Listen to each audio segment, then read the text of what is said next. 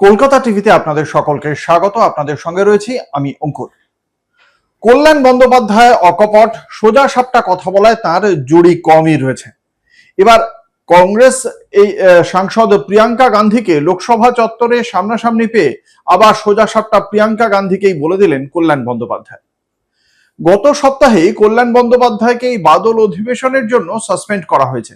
এনসিপিআই এর মহিলা সাংসদরা তার বিরুদ্ধে অভিযোগ করেছিলেন যে তিনি নারী বিদ্বেষী বিভিন্ন শব্দবন্ধ ব্যবহার করেছেন তাদের বিরুদ্ধে, এবং সেই কারণেই তার বিরুদ্ধে অভিযোগ জমা করেন শতাব্দী রায়, মিতালি বাগের মতো সাংসদরা। এর আগে কাকলি ঘোষ দস্তিদারও তার বিরুদ্ধে অভিযোগ জানিয়েছিলেন লোকসভার অধ্যক্ষ ওম বিড়লার কাছে, এবং সেই অভিযোগের প্রেক্ষিতেই অর্জুন রাম মেঘওয়াল তার বিরুদ্ধে একটি প্রস্তাব আনেন এবং তারপর তাকে বাদল অধিবেশনের জন্য সাসপেন্ড করা হয়। আর তারপর থেকেই লোকসভার চত্বরে পোস্টার গায়ে নিয়ে তিনি প্রতিবাদ দেখিয়ে যাচ্ছেন এনসিপিআই সাংসদদের বিরুদ্ধে, এবং সেখানেই আজকে তার সঙ্গে মুখোমুখি হয়েছিলেন কংগ্রেস সাংসদ প্রিয়াঙ্কা গান্ধী।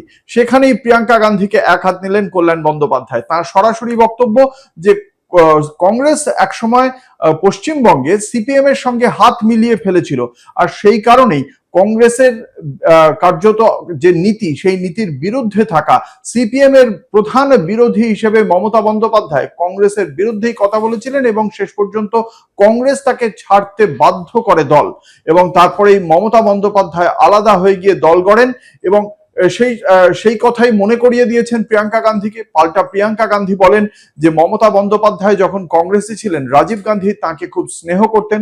কল্যাণ বন্দ্যোপাধ্যায় মনে করিয়ে দিয়েছেন যে তিনিও একসময় কংগ্রেসে ছিলেন, এবং শুধু তাই নয়, যুব কংগ্রেসের সভাপতিও যে তিনি হয়েছিলেন সে কথাও মনে করিয়ে দিতে ভুললেন না প্রিয়াঙ্কা গান্ধীকে।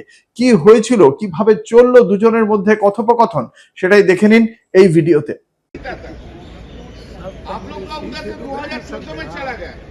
पश्चिम बंगाल में आप लोग को कुछ भी नहीं है, नहीं था, इसलिए कुछ नहीं करना सकते, तो ओनली 2-3 आप जीते चला गए। और एक वो लोग तो हमारा टिकट से जीता है, कभी आपको वो लोग को भी आपको टिकट से पार्लियामेंट में नहीं आया, लेकिन थे तो कांग्रेस ही ना। अरे कांग्रेस तो हम भी थे तुम लोग, अरे कांग्रेस तो हम लोग को, कांग्रेस तो हम भी थे। I was the vice president of the youth Congress. अरे आप लोग तो दीदी को तो भगा दिया था, ये बात बोलो 97 में। अरे दीदी को नहीं भगाता तो तुम लोग का ऐसा हाल होता। दीदी को 97 में भगा दिया। दीदी को सबसे ज्यादा राजीव जी बहुत, I know that's the reason. Rajiv ji बहुत प्यार करते थे। राजीव जी भी दीदी को सम्मान दिया। और सोनिया गांधी बेटी, अरे पप्पू सिंह सुनो भाई, ज्यादा मत बोलो। उस टाइम कांग्रेस सीपीएम का साथ, कांग्रेस सीपीएम का साथ एक हो गया। हमारा फाइट था सीपीएम का बारे में।